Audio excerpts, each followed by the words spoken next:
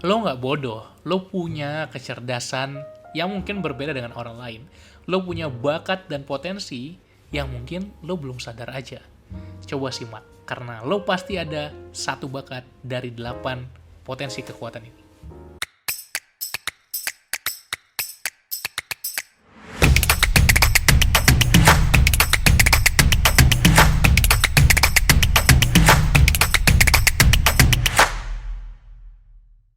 Halo Sobat Pembelajar, balik lagi bareng gue Umar di channel YouTube Pembelajar Produktif.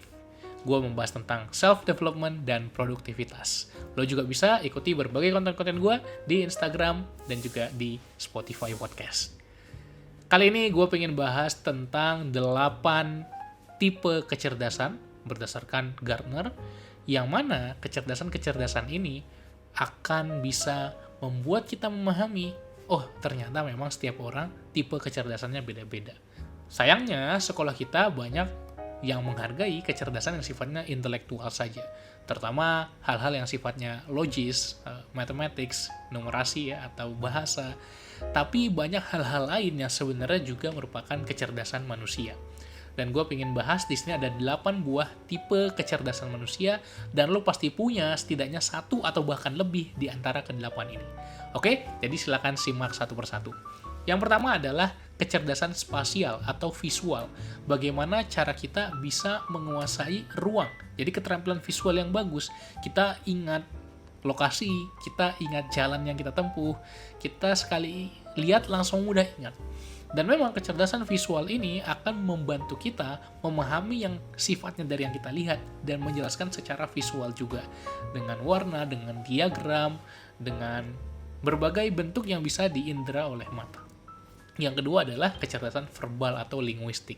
Ini adalah tipe kecerdasan di mana kita jago ngomong, jago bicara, jago mendengar juga, dan juga jago menuliskan dalam bentuk kata.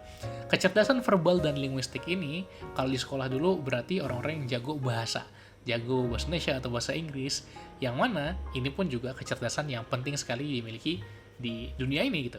Dan mungkin lo punya kecerdasan yang ini, dan bagaimana kita setiap memiliki satu bidang kecerdasan, kita latih terus sampai bisa membantu diri kita di hidup dan karir kita. Yang kedua adalah kecerdasan interpersonal. Dan nanti yang keempat adalah kecerdasan intrapersonal. Ingat, ini berbeda ya. Interpersonal sama intrapersonal. Interpersonal berarti diri kita dengan orang lain. Kalau nanti yang keempat, intrapersonal berarti diri kita dengan diri kita sendiri. Interpersonal adalah kecerdasan diri kita dalam berkomunikasi, dalam menjalin hubungan, dalam membuat suasana obrolan menjadi seru, menjadi pribadi yang menyenangkan, bisa memengaruhi orang lain, leadership, menjadi pemimpin yang hebat. Ketika digabungkan dengan kecerdasan linguistik, maka bisa menjadi seorang pembicara atau public speaker yang hebat juga. Jadi ini adalah kecerdasan untuk orang-orang yang senang bergaul, orang-orang yang supel. Beberapa orang menganggapnya ekstrovert, walaupun tidak harus, karena ekstrovert itu adalah kepribadian, sementara interpersonal itu adalah kecerdasan dan skill, jadi bisa dilatih. Tapi memang ada orang-orang yang punya bakat atau potensi interpersonal yang baik. Lalu yang keempat, tadi gue juga ada singgung, intrapersonal, ke dalam. Artinya, dia dengan mudah memahami diri, tahu apa yang kita inginkan, tahu kita sedang merasakan apa, punya tingkat awareness yang tinggi, tahu apa yang kita butuhkan dan kita inginkan. Intrapersonal adalah bagaimana kita berhubungan dengan diri kita sendiri. Sehingga nanti ada juga yang mengkategorikan ini sebagai spiritual intelligence, kecerdasan spiritual masuk ke intrapersonal juga. Ini adalah orang-orang yang kalau secara natural itu adalah introvert. Kenapa? Karena memang punya potensi dasar mudah untuk mengenali diri. Nah, setiap orang tentu punya kelebihan dan kekurangan masing-masing. Punya potensi yang ada, tapi semuanya pun bisa dikembangkan. Kemudian yang kelima adalah logical atau mathematical. Ini adalah keterampilan yang paling dihargai di sekolah. Dan gue pribadi ngerasa beruntung karena dulu nilai-nilai gue di bidang yang eksak atau mathematics itu bagus karena gue punya keterampilan di bidang logical ini. Gue orangnya emang sangat logik, dan ini satu hal yang gue rasa sangat gue miliki. Nah, kalau dari 8 ini mungkin kalau di ranking gue ngerasa yang paling gue kuat adalah logical tadi, sama intrapersonal. Kalau lo yang mana? Logical ini berarti kita bisa bernalar dengan baik, kita bisa berlogika, reasoning, proses berpikir kita jernih, tidak banyak termakan oleh bias-bias dalam berpikir, dan akhirnya biasanya ketika sekolah dulu jago di bidang-bidang yang banyak matematikanya. Kemudian yang keenam adalah kecerdasan musical. Nah, ini juga berkaitan dengan linguistik, tapi kalau musical ini lebih ke mendengar. Ya, jadi orang yang senang musik, orang yang senang seni nanti ada di kinestetik juga, tapi kalau yang orang seninya mendengar atau seni musik, lagu, instrumen, maka orang-orang yang punya bakat di sini. Mungkin lo juga memilikinya, entah lo sudah mengasahnya atau akan mengasahnya. Kemudian yang ketujuh adalah kinesthetic intelligence.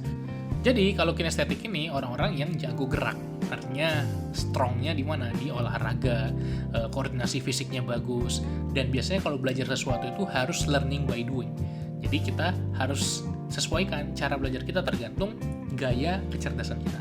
Dan yang terakhir adalah naturalistic intelligence, bagaimana kecerdasan kita terkait hal-hal yang sifatnya alam. Jadi tertarik ke lingkungan, tertarik ke alam, senang ke gunung atau pantai. Bukan untuk liburan, tapi memang tertarik dengan botani, kemudian flora fauna, senang meneliti hal-hal tersebut. Dan memang senang aktivitas yang outdoor. Jadi setiap orang punya stylenya masing-masing, punya tipe kecerdasan masing-masing, dan lo silakan cari banyak sekali 8 types of intelligence test, silakan cari di internet, dan mungkin nanti gue akan tambahkan juga beberapa link deskripsi kalau lo mau cari tes-tes yang bisa menemukan tipe kecerdasan lo itu yang mana. Dan kalau kita tahu tipe kecerdasan kita, kita bisa mencari bidang-bidang pekerjaan yang cocok dengan kita, ataupun kalau kita sekarang sudah ada di satu bidang tertentu, kita bisa cari berbagai job desk yang memang kita banget, dan kita bisa bersinar di sana karena memang kita punya bakatnya ya, kita latih juga, kita belajar terus juga ya, dan akhirnya ya kombinasi. Oke, ketika kita bahas tentang bakat tuh ada ya, bakat tuh real. Tentu kalau kita bandingkan orang yang berbakat tapi tidak mau berlatih, tidak mau belajar, akan kalah dengan orang yang tidak berbakat tapi mau berlatih dan belajar. Jadi ya, latihan, belajar, upgrade diri itu lebih tinggi nilainya daripada bakat. Tapi kalau misalnya ada orang yang sudah bakat dan dilatih juga, itu akan bersinar lebih lagi. Maka kita perlu menyadari di mana sih bakat natural kita, yang paling kuatnya di mana, dan akhirnya kita coba kuatin terus dengan banyak berlatih. Itulah kenapa gue sebagai seorang talent mapping practitioner membantu orang-orang untuk menemukan bakatnya apa. Dan udah banyak klien-klien yang gue bantu juga. Kalau lo tertarik, lo bisa DM gue di Pembelajar Produktif atau cek link yang ada di deskripsi. Itu aja buat video kali ini, semoga bermanfaat dan sampai jumpa di video-video lainnya. Salam pembelajar.